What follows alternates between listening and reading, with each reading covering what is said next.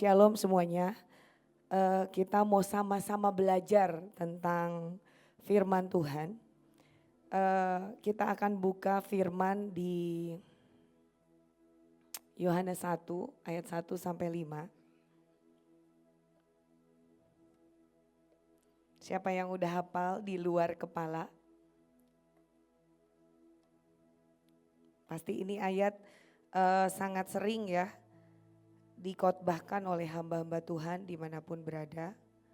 Tapi ini yang saya renungkan. Saya itu lagi merenungkan ayat ini.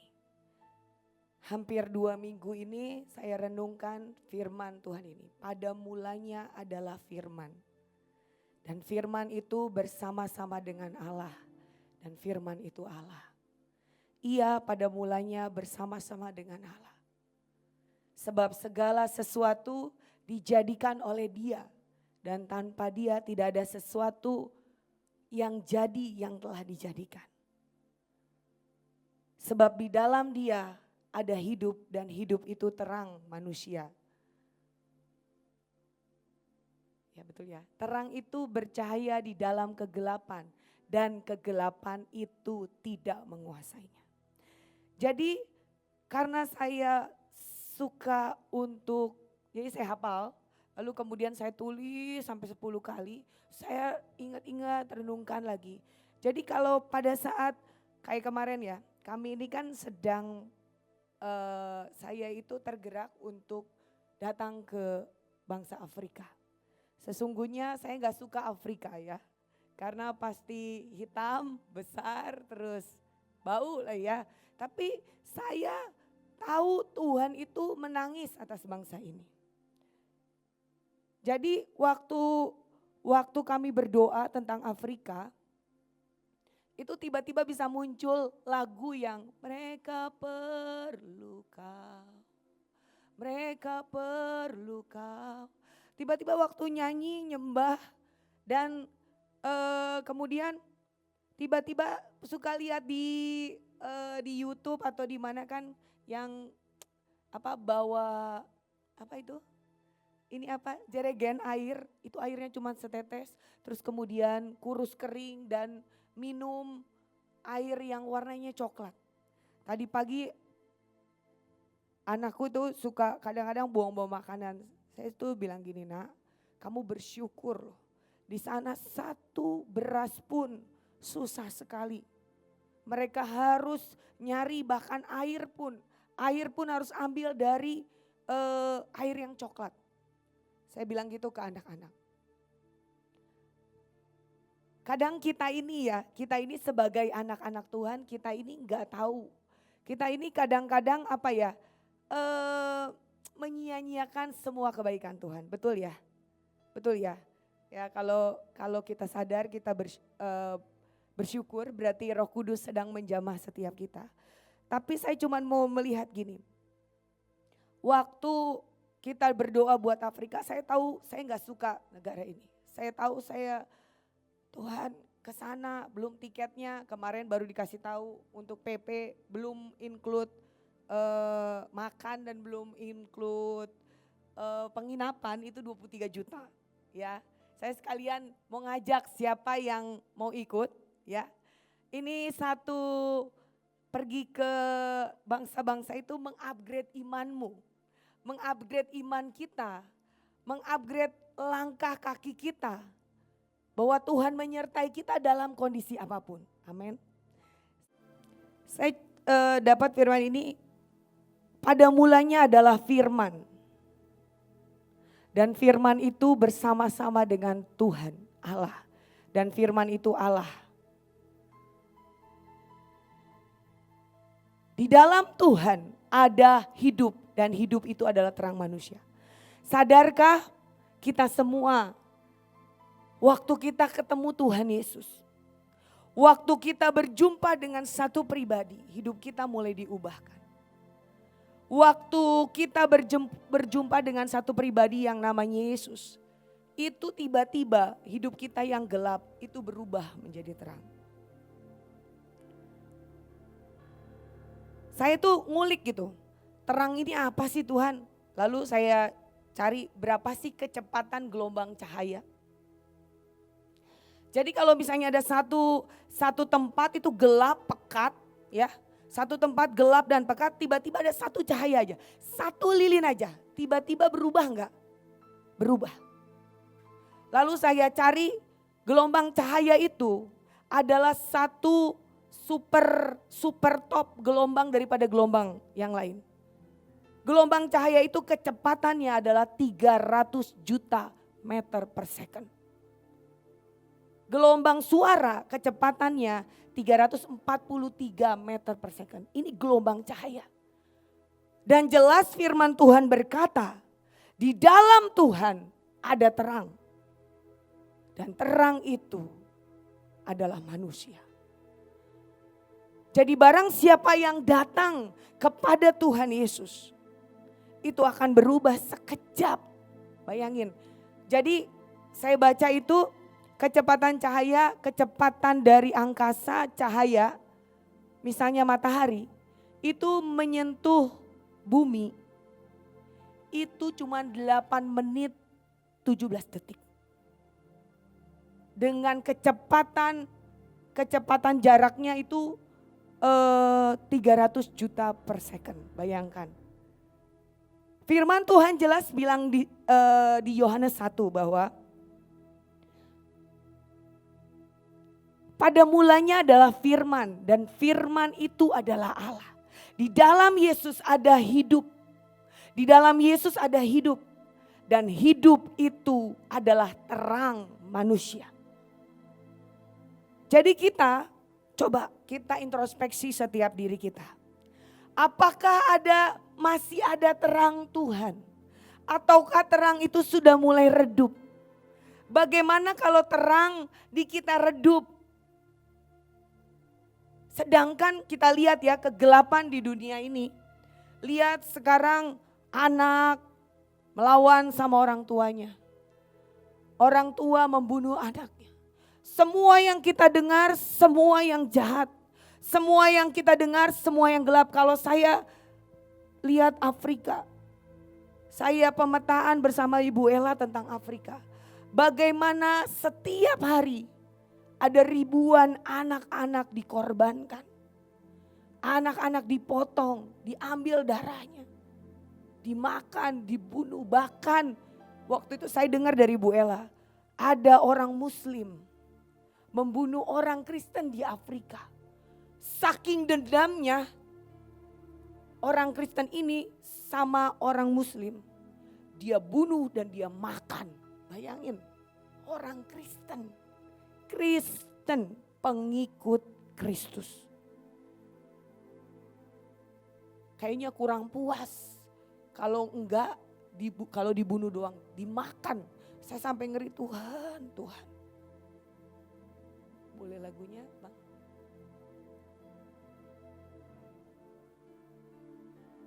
Sangat mengerikan kegelapan yang terjadi hari-hari ini.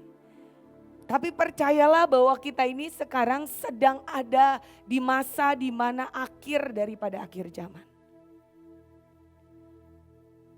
Seperti yang saya bilang tadi, kecepatan cahaya, waktu terang Tuhan menembusi setiap hatimu.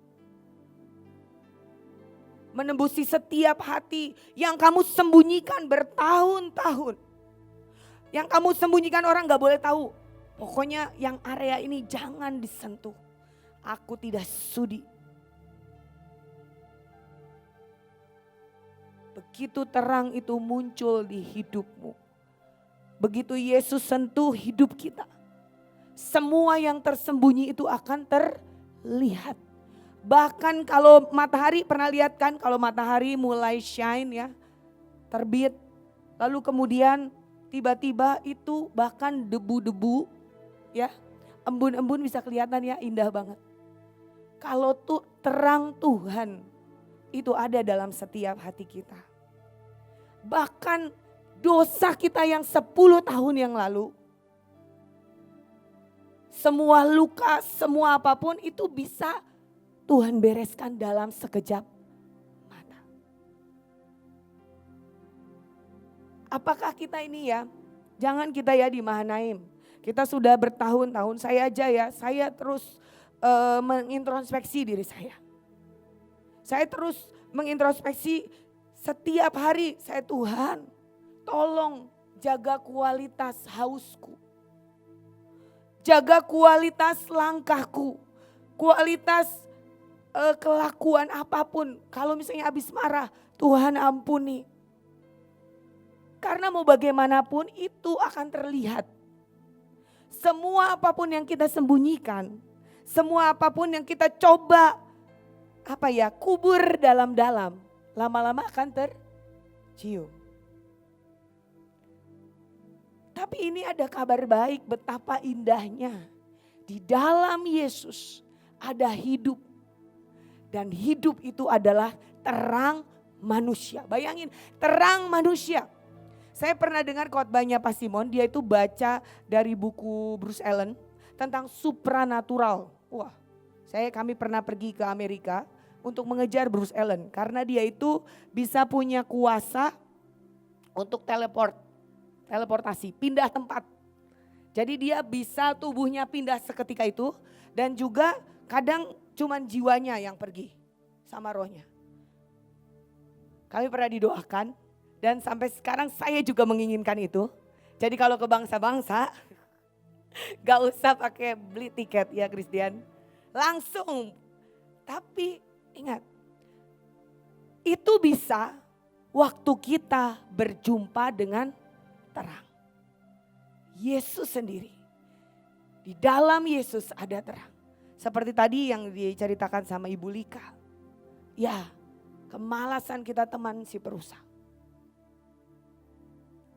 Tapi begitu kita kenal siapa diri kita, Tuhan aku ini malas. Tuhan aku tahu hidupku. Kalau aku begini terus, bukankah Engkau berkata, aku ini ciptaan yang baru. Yang lama sudah berlalu. Sesungguhnya yang baru sudah datang di dalam-Mu Tuhan.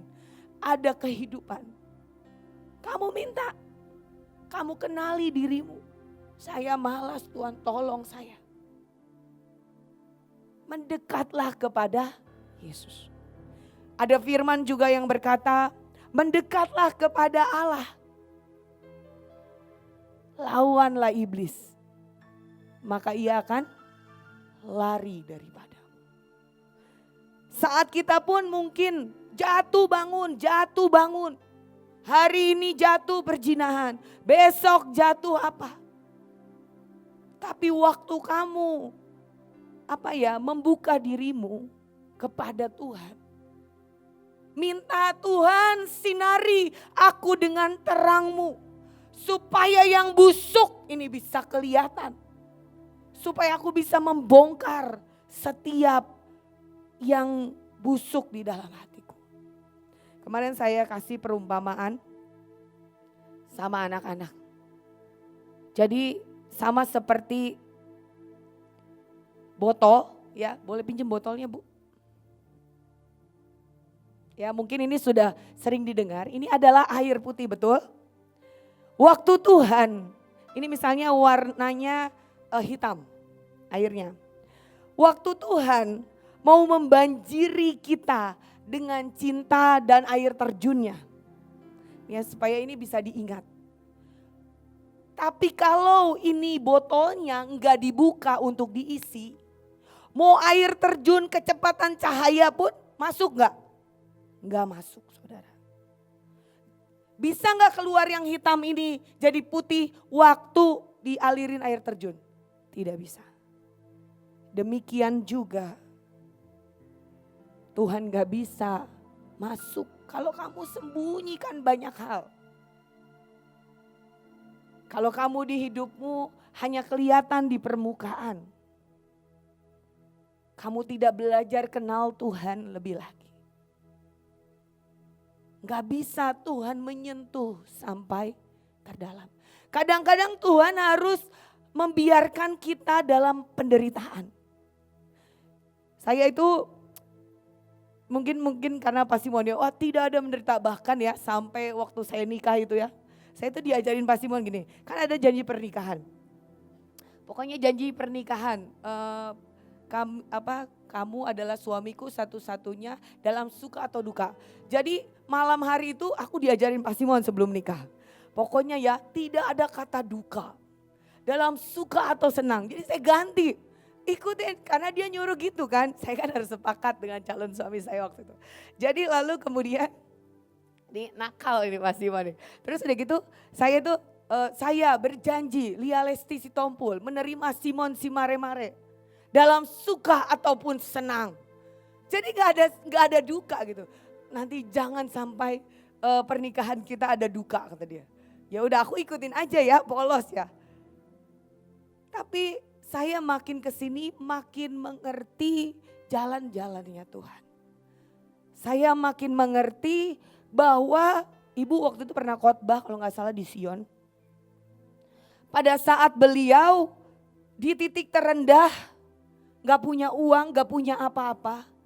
Waktu dia berjalan di padang gurun, di saat itulah dia ketemu dengan Tuhan. Kesejatian dia muncul. Dia berjumpa dengan Elohim pada saat dia di saat-saat yang paling bawah.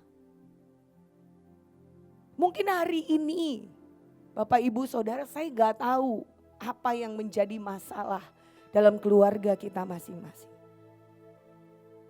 Tapi percayalah apapun itu. Tuhan mau engkau jadi umatnya satu-satunya. Tuhan mau kita hanya terfokus kepada Dia. Bukan yang lain. Mungkin Pak Simon udah cerita ya. Jadi 2021 kemarin bulan 5 lah. Itu benar-benar kami ini udah sering lah ya tertipu ya. Ya biasa karena masih cinta uang. Jadi benar-benar dalam kondisi itu tidak ada. Sampai akhirnya harus ya tiap hari berdoa minta. Karena mau bagaimanapun dalam kondisi tidak ada di rekening. Kita mau jual aset juga kan hari-hari ini susah. Betul ya Bu? Nah tapi saya melihat. Saya makin kesini makin tahu Tuhan. Engkau ternyata cinta sama hidupku. Engkau ternyata ingin mengubah seluruh paradigma, seluruh kebenaran diri sendiri. Kebenaran-kebenaran yang salah Tuhan rubah. Bahkan kayak kemarin Pak Simon itu kena stroke ya.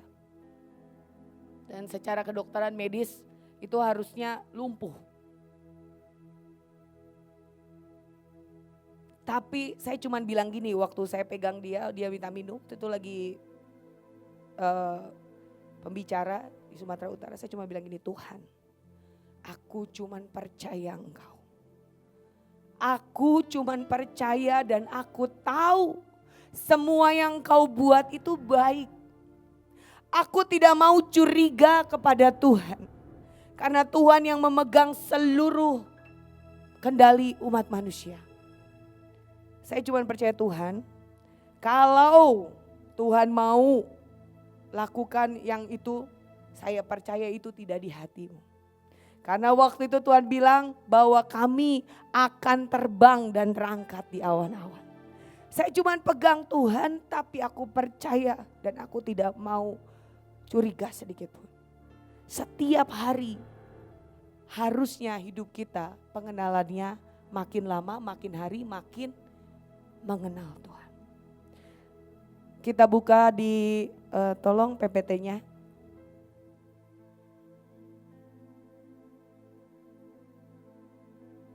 Yang slide kedua.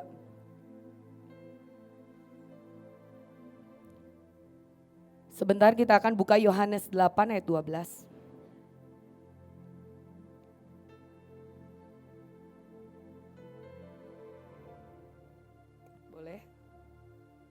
Yang udah ketemu, boleh baca keras-keras.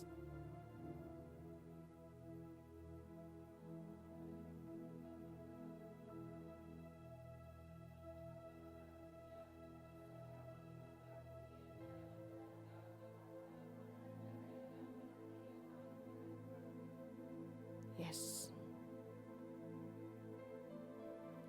Akulah terang dunia. Barang siapa mengikut aku, ia tidak akan berjalan dalam kegelapan, melainkan ia akan mempunyai terang hidup. Ini janji kebenaran. Ya.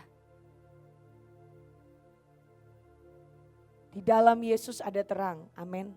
Semua yang kita sembunyikan, semua keeroran, semua kenajisan, pemberontakan, kebebalan di hidup kita. Waktu kita datang kepada terang itu, maka terang itulah yang akan membongkar semua kekotoran di hidup kita. Amin. Betul ya? Betul. Karena itu beruntung kita ini punya Yesus. Amin. Maka dari itu kenapa kita seharusnya bergembira dan bersuka cita.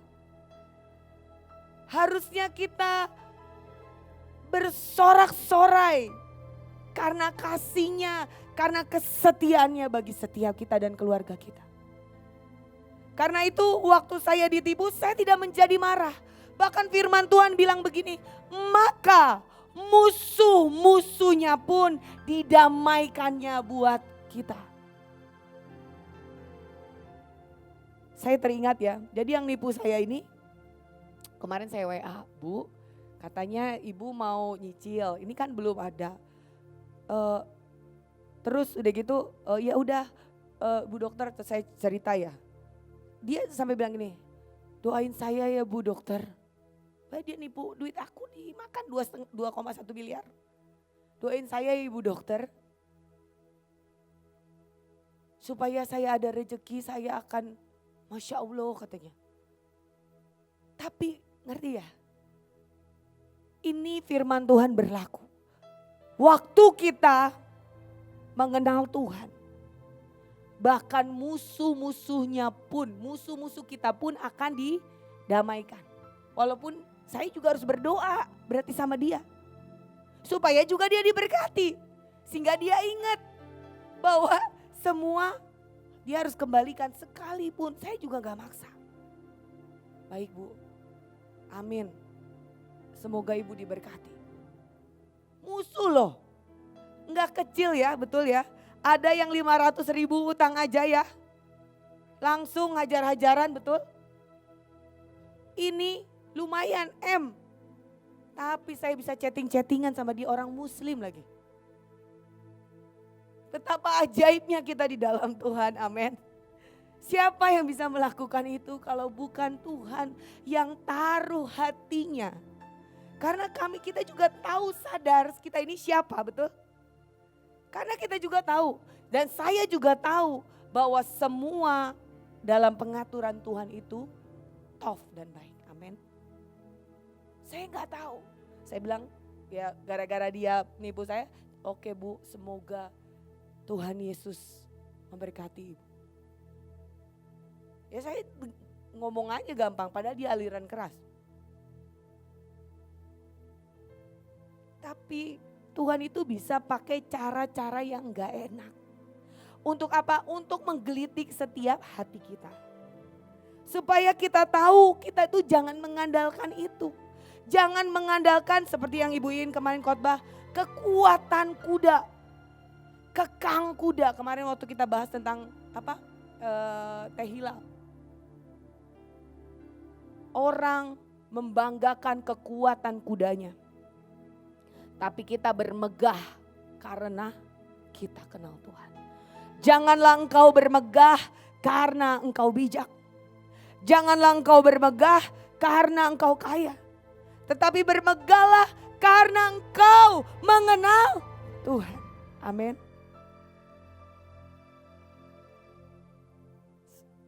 Saya mau kasih contoh bangsa Israel ya.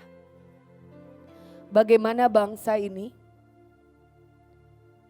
Tuhan itu didik sedemikian rupa. Bangsa Israel ini dikasih mujizat. Dikasih mujizat 10 tulah. Betul? Lalu berjalan di tanah kering di mana ada akuarium besar. Mungkin pausnya lagi dada-dada. Oh lewat nih, anak-anaknya lewat. pausnya gini-gini. Wey, mungkin. Karena itu pasti, bayangkanlah kejadian apa yang ada pada zaman itu. Tuhan belah lautan. Tapi tetap ngotot bangsa Israel. Tetap gak belajar Allahku waktu mereka lapar. Mana? Lapar nih. Karena yang di hati bangsa Israel cuman Tuhan itu adalah punya Indomaret. Jadi semua kebutuhan dagingnya harus disediain hari itu juga. Jadi kalau hari-hari ini bahasanya cirut apung waktu itu. Tuhan itu cuman seperti Lotte Maret. Waktu mereka datang, Tuhan, tiba-tiba ada. Coba kita cek hati kita. Apakah Tuhan hanya Indomaret di hidup kita? Dan kita tidak belajar dan kita terus bersungut-sungut seperti bangsa Israel. Sampai akhirnya hati Musa jadi pahit melihat bangsa ini. Waktu minta daging, bosen nih. Mana ada roti turun dari langit di depan umatnya bangsa Israel. Kalau enggak di zaman itu, luar biasa kan? Tuhan bisa turunin enggak Mas? Bisa. Siap menampung enggak? Jangan-jangan dilempar aja benjol. Tiba-tiba mereka minta daging. Tiba-tiba daging, tangkaplah aku. Bayangin loh. Coba kita pakai fantasi kita deh. Tangkep gitu. Tinggal ngambil. Bakar. Tapi begitu mereka udah berjalan lagi, berjalan. Haus di padang gurun, saudara-saudara. Mana? Lebih baik aku tinggal di Mesir, ada makanan. Dia nggak lihat dan tidak menghargai Tuhan.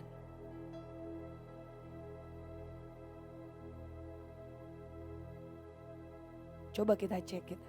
Itu 40 tahun, ya betul ya. Yang kasutnya sepatu apa yang diciptakan pada zaman itu 40 tahun gak robek. Di padang gurun panas, pasir. Saya pernah ke Yemen, itu kalau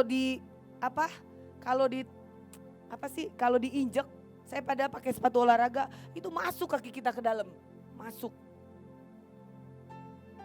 Apalagi ini berjalan di padang gurun, lihat keajaiban, lihat semua yang Tuhan sudah sediakan. Tapi ngomel. Tapi aku bersyukur ya. Dengan kejadian yang tahun ini kami lewati. Aku makin belajar kenal Tuhan. Aku makin belajar Tuhan. Aku tahu tanpa Engkau aku tidak bisa berbuat apa. Semua yang baik di hidupku terjadi karena rekayasa-Mu. Semua yang baik bahkan hari ini yang tidak baik kami boleh alami. Itu karena Engkau ingin supaya hatiku berpaut kepadamu. Supaya aku belajar dan percaya hati-Mu Tuhan. Jadi setiap baca firman semakin nyatu. Semakin oh iya Tuhan cerita. Sampai ya saudara-saudara. Saya selain itu saya belajar juga saya punya khotbah engkong, kumpulan khotbah. Ada 581 khotbah. Saya pun ada hamba Tuhan yang mungkin jatuh atau apa. Gak berani lo ngomong. Gak berani teledor dengan kata-katanya, takut. Karena di khotbah itu dibilang Tuhan mencintai seluruh umatnya. Mau bahkan pembunuh pun Tuhan cinta. Bahkan pencuri itu Tuhan suka. Jadi jangan sampai kita juga salah. Kita berdoa, mungkin kita hancurkan roh yang menungganginya. Tapi tetap kita harus mengasihi orang. Amin. Jadi kalau di sini ya udah bertahun-tahun ada dendam dengan orang, atau orang tuamu dan keluargamu, atau siapapun. Saya dengar cerita ada pasukan Sumatera Utara dia dipukulin mamahnya. Sama kakaknya dia dilecehkan. Tapi dia punya pola pikir yang benar. Tuhan sayang sama aku. Tuhan mencintaiku. Ayo kita sama-sama datang kepada terang itu. Dan dia akan menyinari hidup kita. Sehingga tidak makin mengenal Tuhan itu pasti makin terang, amin. Sama seperti Musa ya. Musa waktu dia berjumpa dengan Tuhan face to face. Bayangin ya, wajahnya bercahaya. Sampai silau ditutupi pakai kain. Bapak Ibu, mari datang ke terang Tuhan. Ini bicara tentang terang. Dunia ini sedang membutuhkan terang-terang yang menyala dari setiap kita. Kalau terang kita tidak menyala, bagaimana dunia ini yang mulai gelap, kita juga redup. Bagaimana kamu mau menyampaikan Kristus kebenaran kalau kamu juga redup, kamu gak ketemu Tuhan. Ayo, di sini ada anak STT, anak pemenang. Manfaatkan waktu-waktu yang ada. Ada sound, ada pemain musik. Cek hati alarm ya. Jangan sampai kita duduk terus di sini Senin, Sabtu, bahkan Senin, Selasa, Rabu, Kamis, Jumat. Pelayanan. Tapi kamu tidak datang kepada terang itu. Minta Tuhan bongkar. Minta Tuhan bersihkan. Minta Tuhan bereskan hatimu. Karena bagi Tuhan, hati kita lebih penting daripada seluruh persembahan, korban, kambing dan domba. Itu Alkitab yang berkata. Oke, mana PPT-nya? Saya mau ajak saudara-saudara sekalian, kita semua di tempat ini. Kita mau cek ya. Kita mau cek di mana kita sebetulnya. Ini untuk cek hati ya. Apakah kita di bayi hari ini? Ataukah kita di anak-anak?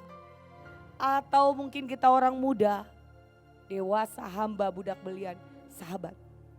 Ini menentukan kamu di posisi mana nanti kamu di kerajaan surga. Seperti yang saya dengar dan saya tahu surga pun ada tingkatannya sampai 7. Bayi itu adalah orang-orang yang minta susu, dapat kan, betul ya? Biasanya itu orang-orang yang lahir baru, betul? Terima Yesus, tiba-tiba seluruh permintaannya dipenuhi. Saya punya adik ipar, bukan adik ipar ya, adik sepupu. Jadi dia ini haleluya malasnya Kak. Kerja di rumah saya, waduh main game terus. Dikasih tahu, dilaporin. Akhirnya udah 2 kali pulang pergi dipecat. Akhirnya dia boleh kena adiknya sakit. Jadi adik saya itu sakit. Adik dari Namboruku ya. Namboru itu bibi. Dia sakit adikku ini. Kanker rahim sampai besar. Lalu kemudian di situ dia mulai cari Tuhan. Karena adiknya ini di masa-masa kritis, itu dia matanya ngelihat ke atas. Jadi udah pernah operasi sekali, terus udah gitu kambuh lagi. Udah dioperasi, perutnya sudah kempes. Lalu kemudian kambuh lagi. Dia di rumah sakit ngelihat ke ini, bang lihat itu, karena saya layanin ya. Dia akhirnya kenal Tuhan, waktu operasi dia berjumpa dengan Tuhan Yesus. Lalu kemudian dia lihat, itu bang enak banget bang, nanti gak usah operasi ya bang. Pokoknya Yesi dijemput katanya hari Jumat, tanggal 13. Jadi operasinya gak usah yang kedua itu gagal. Karena Yesi akan dijemput. Terus abangnya ini karena gak percaya, mana dek itu cuman pelapon. Karena dia gak kenal Tuhan. Mana dek pelapon, enggak bang enak banget. Aku udah sembuh bang, aku udah sembuh. Padahal perutnya makin besar. Tapi dia udah gak kesakitan lagi. Lalu kemudian singkat cerita benar hari Jumat dia dijemput Tuhan. Selesai dari kematiannya, sebelum dia meninggal, saya suruh segera masukkan perjamuan. Begitu udah perjamuan, tahu ya, kalau sakit kanker kan mukanya jelek ya. Artinya apa ya, kering gitu ya, seperti tidak ada. Begitu dikasih perjamuan, mukanya seperti malaikat. Dan di situ adekku itu, adik sepupuku itu, paribanku ya, dia lihat Tuhan. Dari mulai kejadian itu dia mulai tanya Tuhan. Singkat cerita dia jatuh cinta dengan Tuhan lah. Lalu pas waktu apa namanya kalau orang Batak pas penguburan itu apa orang Batak ya itulah ya, pas penguburan itu tiba-tiba istrinya itu ini apa kesurupan saat itu di tengah-tengah orang Batak di Purwakarta. Tiba-tiba karena dia jatuh cinta dengan Tuhan, tiba-tiba dia tahu ini bukan dari Tuhan. Ini setan ini. Lalu dia tumpang tangan dalam nama Tuhan Yesus, dilihatin semua orang. Dalam nama Tuhan Yesus, kamu bukan dari Tuhan, keluar. Pingsan. Lalu bangkit lagi, saya tahu bukan dari. Adikku ini akhirnya dia kenal Tuhan. Lalu singkat cerita, tiba-tiba dia udah ngelamar pekerjaan itu udah 3 bulan yang lalu. Itu dia dipanggil pekerjaannya oke lah, gajinya oke. Dan dia masuk pekerjaan itu. Saya cuma lihat gini. Kalau lahir baru, apapun yang kamu minta, biasanya pasti dikasih. Tapi mulai kamu beranjak ke anak, ya saya lihat Tuhan lagi nih. Tapi saya bilang gini, kamu baca Alkitab. Kabarkan tentang kebenaran gimana adekmu. Aku bilang gitu sama dia. Ya kak, siap kak. Kabarkan tentang Tuhan di kantormu yang di Kerawang. Siap kak. Tapi anak-anak level bayi masih minta terus toh susu gitu kan. Susu dikasih. Tapi belum tahu yang namanya memberi. Kemudian belum tahu, belum kenal namanya mengasihi. Masih ego, betul ya? Bayi kan, betul ya? Kalau lihat nih, sama ini kan dia masih ego. Anak-anak gitu. Kemudian ini level bayi adalah di surga itu paling bawah. Ya, disebut rakyat jelata. Sama kayak waktu pertobatan penjahat yang di sebelah kanan Tuhan Yesus ya. Hari ini juga kamu bersama-sama dengan aku, kata Tuhan kan. Dia bertobat. Nah ini level bayi. Nah coba cek nih, apakah kita di bayi? Kalau kita belum mengasihi, kita kerjanya nuntut Tuhan. Nah ini jangan-jangan levelnya masih bayi. Lalu kemudian ada level lagi yang lebih tinggi adalah anak-anak. Anak-anak ini tidak mau bayar harga. Ego ya, punya aku, ini punya aku gitu kan. Kalau anak-anak betul ya. Saya tahu ini karena ya anak-anakku ya begitu. Lalu kemudian keakuannya dominan. Lalu ingin menonjol. Nah kalau kita di sini nih masih suka ingin menonjol lah. Masih anak-anak udah di levelnya ya. Gampang sakit hati. Dikit-dikit tersinggung. Ditegur mungkin anak STT sama Bu Puji. Ngambek. Sebulan 2 bulan.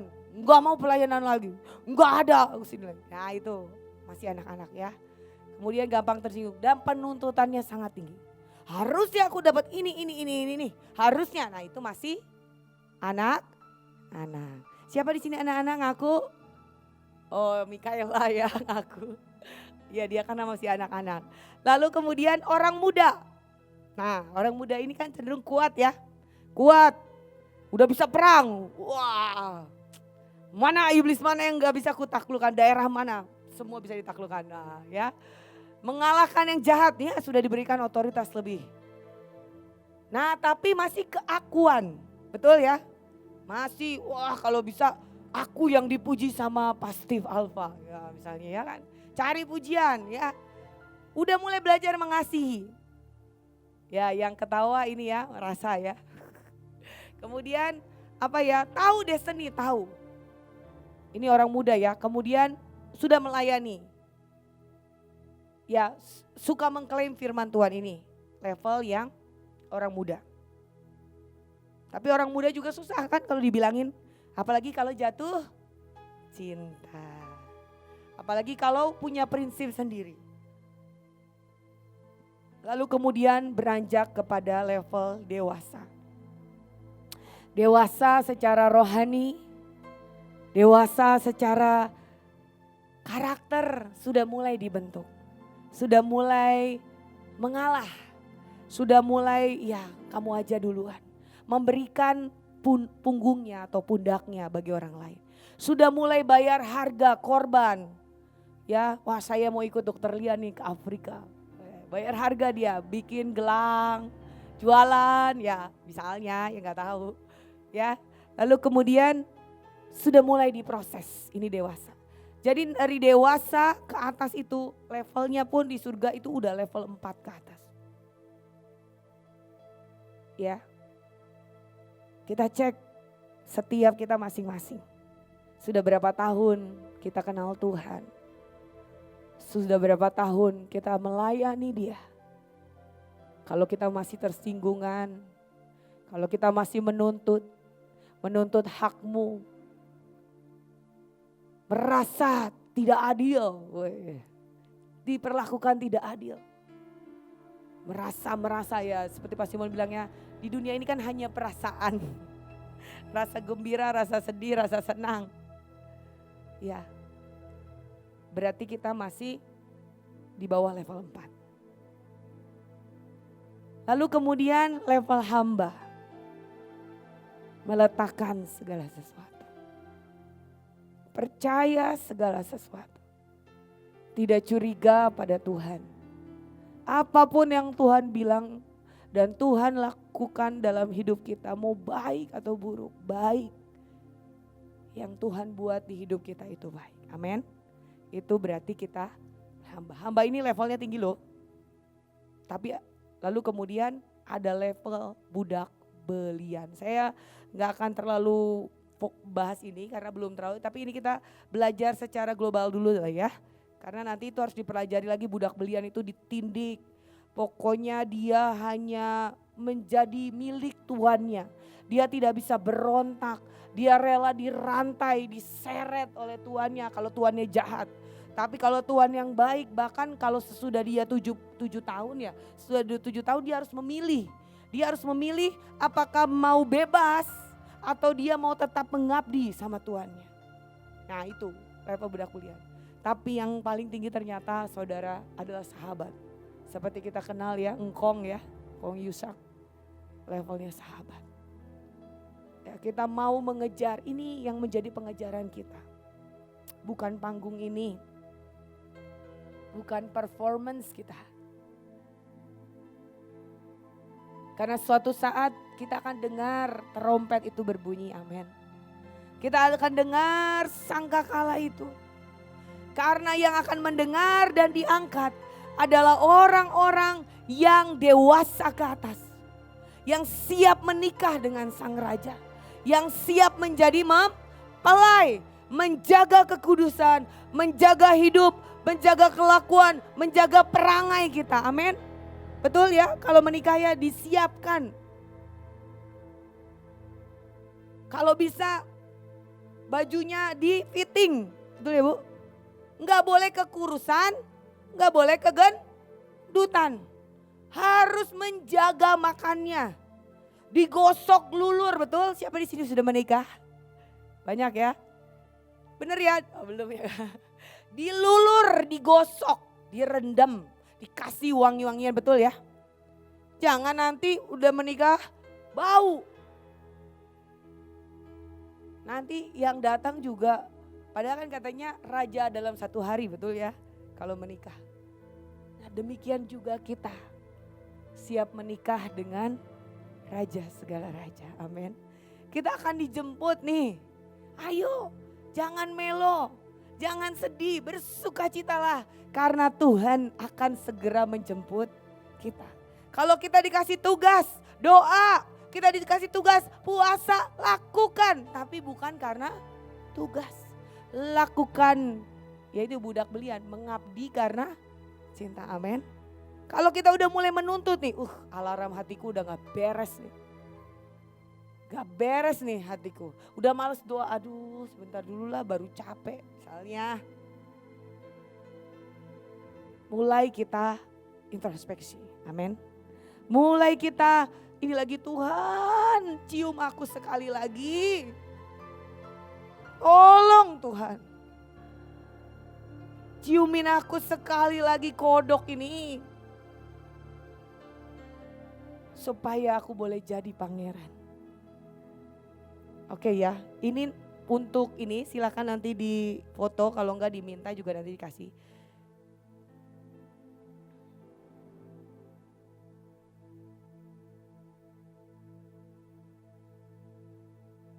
Ya, saya nanti minta videonya.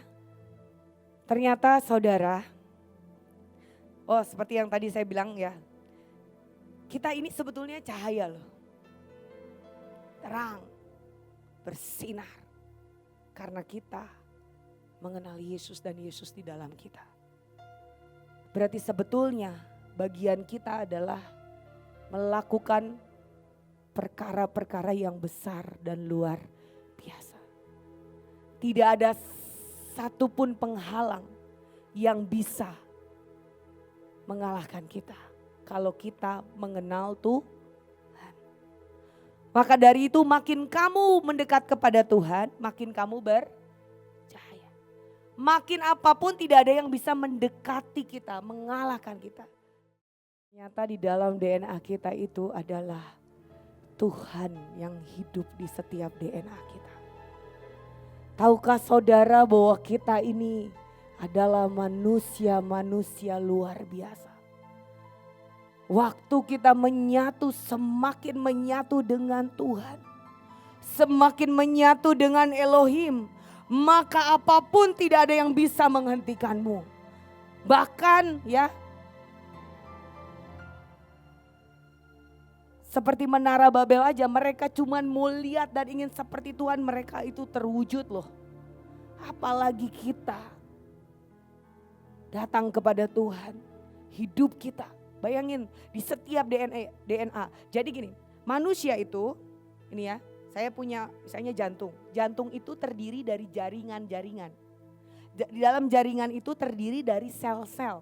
Jadi kecil-kecil bergabung jadi jaringan. Jaringan jadi organ. Organ jantung segopok gitu.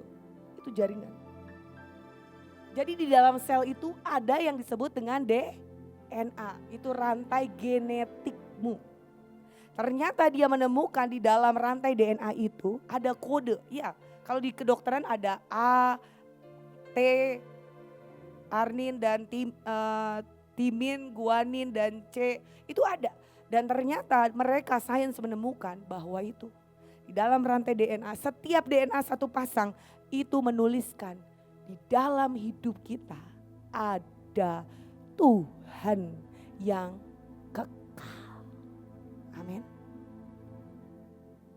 Jadi jangan mau kita jadi bulan-bulanannya iblis. Hey, bangun. Kita adalah messenger-messengernya Tuhan. Amin. Mendekat kepada Tuhan dan kamu akan bersinar terang. Dimanapun kamu berada, kamu jadi berkat. Dimanapun kamu berada, semua masalah itu jadi beres karena Roh Kudus yang menjadi penuntun hidup kita. Kalau kembali lagi ke masalah yang sama. Kemarin kami tim supranatural ya. Kita ini bisa supranatural, tapi begitu kembali lagi ke hidup kita, keluarga kita, lihat anak-anak, haleluya, puji Tuhan. Kayaknya musuh supranatural itu yang natural. Tapi saya katakan tidak, kita akan berdiri terus, amin. Kita akan mengalahkan yang natural dan kita menjadi supranatural.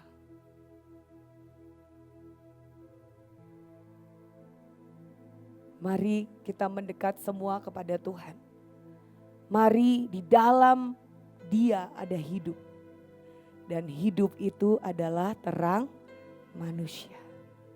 Firman Tuhan berkata tadi di Yohanes, akulah terang dunia.